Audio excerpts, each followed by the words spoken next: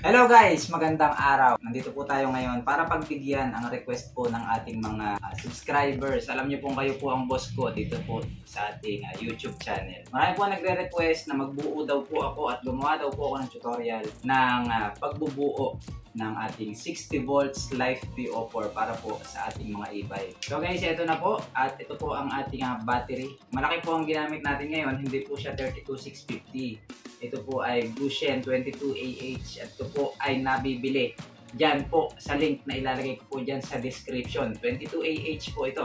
Kaya hindi na po kayo masyadong madaming pagdudugtong-dugtongin. So kagaya po ng gagawin natin ngayon, ang gagawin po natin ay 60 volts. Kailangan lang po natin ng 20 pieces na ganito. Kung ang bubuuin nyo po ay 48 volts, kailangan nyo po ng 16 pieces na ganito. Kaya makakabuo po kayo ngayon dito sa ating video na to, makakabuo po tayo ng 60 volts 22AH na live PO4 battery para po sa ating 60 volts e-bike. So guys, papakita ko po sa inyo kung ano po ang ating mga kailangan. Pero bago po ang lahat, baka bago ka lang dito sa aking channel, please po, huwag po kalimutang mag-subscribe at pakiclick ang notification bell para updated po kayo sa lahat ng na-upload kong videos at tutorial dito po sa aking YouTube channel. Pakilike na rin po itong ating video para po tumaas ang rating sa ating YouTube search. Okay, ito mga gagamitin natin mga kaibigan. Gagamit po tayo ng 20 pieces na 22AH battery. Ito po siya, 20 pieces po yan. Ayan. Siyempre, gagamit po tayo ng 60 volts BMS. 20 series 60 volts BMS.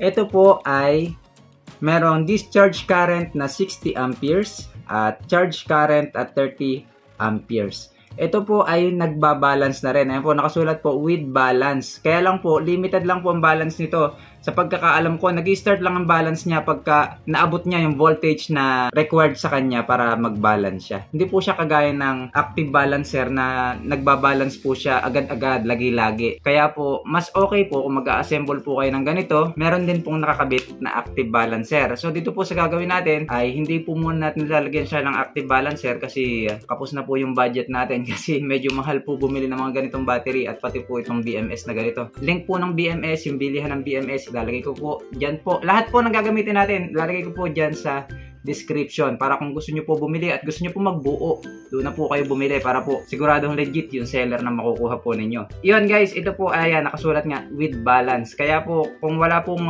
budget muna para sa ating active balancer, pwede na po yan. Kasi yung unang inassemble ko naman po na live PO4 battery para po sa e-bike ay 2 years na po mahigit. Okay pa naman. Balance pa rin naman siya lagi-lagi. Kahit po wala siyang active balancer. Pero syempre, pag marami kang budget, lagyan mo pa ng active balancer para mas makuha mo ang full capacity ng iyo pong mga battery. Okay, iyan mga gagamitin natin. Battery, BMS. So dito, meron tayong battery holder. 2 holes po yung kinuha ko. Meron pong nabibili nito na 3 holes. Pero ito na lang, 2 holes muna yung gagamitin natin. At ngayon mga kaibigan, ito po yung ating bus bar. Ayan. Papakita ko po sa inyo kung saan siya gagamitin mamaya. Ito po, pag bumili po kayo nitong battery, meron na rin po siyang kasamang ganito.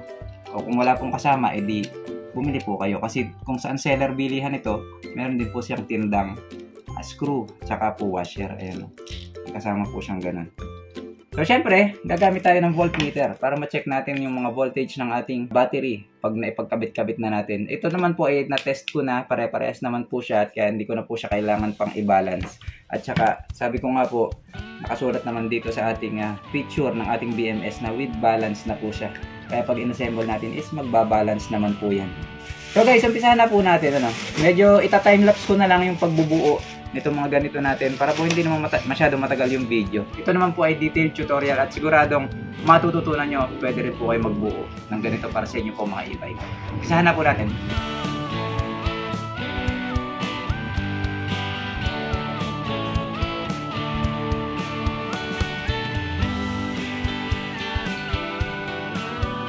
So ayun guys, nabuo na natin itong ating battery holder. Okay? Mapapansin nyo po siya, ay meron po siyang 20 butas dyan at 20 butas din dito sa kabila. So ito yung gagamitin natin para po hindi manlagas yung ating battery.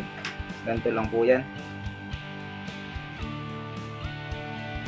Okay, mga kaibigan, ganito lang po ang ating gagawin dyan. Ikakabit lang natin siya ng magkakapalitan. Kung mapapansin nyo ay inilalagay ko po siya ng magkakasalis eh. Negative, positive, negative, positive. Tapos dito, ang katabi niya dapat is negative din. Ganyan.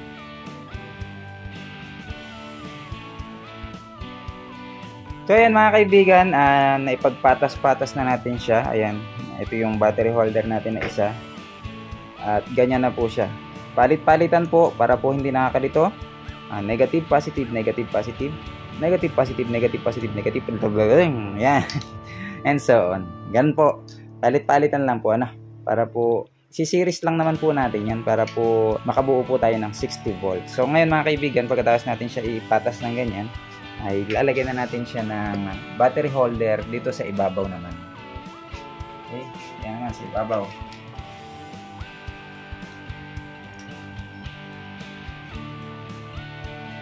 Okay, yan, naikabit na natin yung ating battery holder dito sa ibabaw. Ang ganda niya tingnan at ang tibay niya dahil syempre naka-fix na siya dyan. Lalo siyang titibay kapag nalagyan na natin siya ng bus bar. Okay, gagamit po kayo nitong Allen wrench. Yan. At siya po ay number 5 yata. Sa pagkakaalam ko 5 siya. Medyo malabo na po kasi yung pinagbunutan ko sa lalagyan. Pero ang number 5. So yan. Number 5 na Allen wrench. And then kabit na natin yung ating bus bar. Dito tayo mag-start mga kaibigan. Dito sa ating dulo. No? Tayo mag-start. Pagdikitin natin itong dalawa. Ingat po kayo nga lang paggamit ito kasi minsan lalo pag napagdikit-dikit nyo na yung kabilang side tapos gumagamit ng mga ganito metal, baka magkadikit-dikit po yung ating terminal. Kaya ingat-ingat po sa paggamit po ng mga tools at nito kasi baka biglang mapadikit sa ibang terminal. Pero pag ganito, safe pa naman po yan kahit saan mapadikit pag wala pa yung kabila.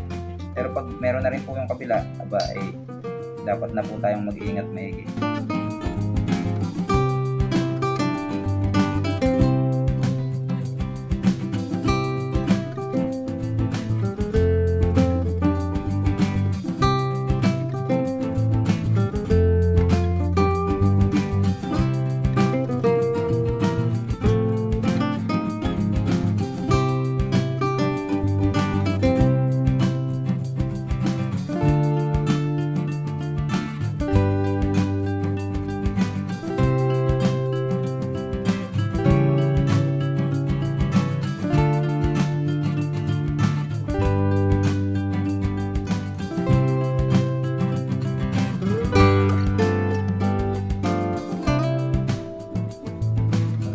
Natapos na natin itong kabilang side ng ating battery. Pag ganyan po lahat yung lagay natin, hindi naman siguro kayo malilito dyan, no? Pero basta, kung paglalagay nyo itong battery ay tama, di tama din yung pagkakalagay natin ng ating mga bus bar. Basta sa liitan lang po yan, no? Hindi naman nakakalito siguro. Negative, positive, negative, positive, negative, positive, negative, positive. Basta pa, ganun-ganun lang. Basta palit-palit. Huwag po kayong maglalagay ng dalawang positive na magkatabi. Kaya huwag kayong maglalagay ng dalawang negative na magkatabi. So next doon tayo sa kabilang side. So ayun mga kaibigan, dito na tayo sa kabilang side. Ito na yung unang ginawa natin. Ayan, sa kabila. Syempre sa side tayo naglagay dyan, no? Sa side. Side dito, tsaka side doon sa kabila. Sa kabila, sa gitna naman tayo maglalagay ngayon. Okay? Mapapansin natin, itong dalawang to, pinagdugtong natin. Okay? Babaybayin natin itong battery na to papunta dun sa kabila. Ayan. Diyan sa kabilang yan. Tapos to sa kabila, ito yung kanyang terminal. Ito naman yung pagdudugtongin natin. Okay, isi-series lang natin yung dalawang yan. Pag na-series natin yung dalawang yan, akit ulit siya dito, papunta dito. Tapos ayan siya. Diyan naman siya, di ba? Tapos dito sa kabila, doon naman siya magsisiris sa kabila na yan. So, pakita ko po sa inyo. Ay, kakabit ko muna tapos ipapaliwanag ko mamaya pag nakakabit para mas malinaw.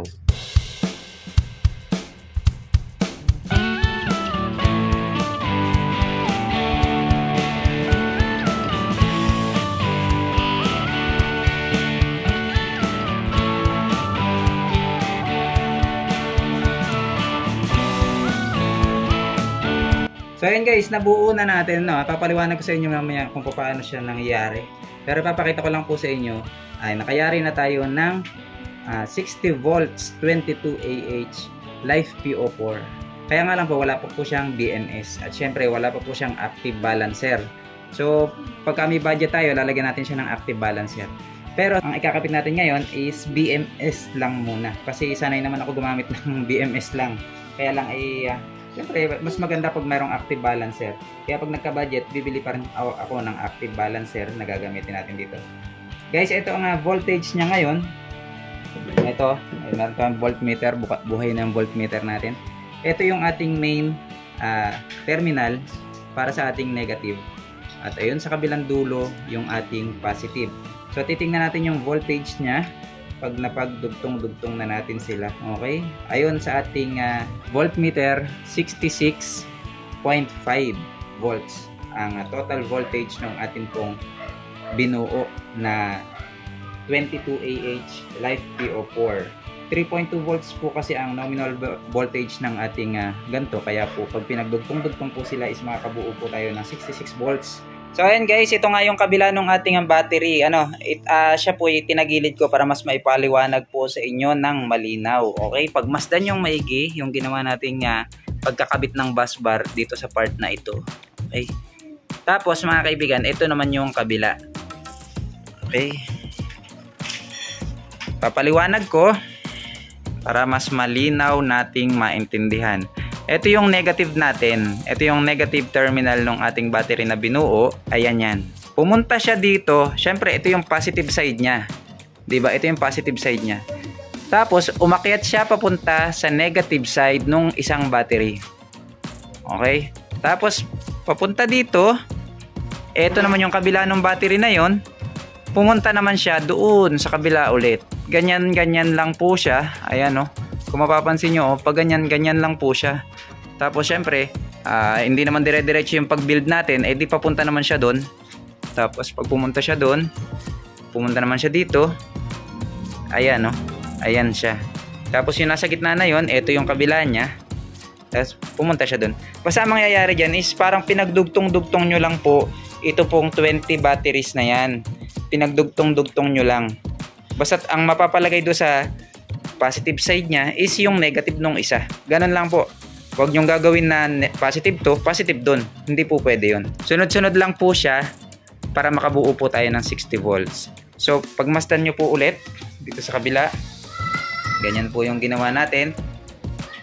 At dito sa kabila, ganito naman yung ginawa natin. Ayan. So, ito yung ating negative terminal ng ating binuong battery. At yun naman yung positive. Guys, medyo mahaba na itong video natin para po sa isang video lang.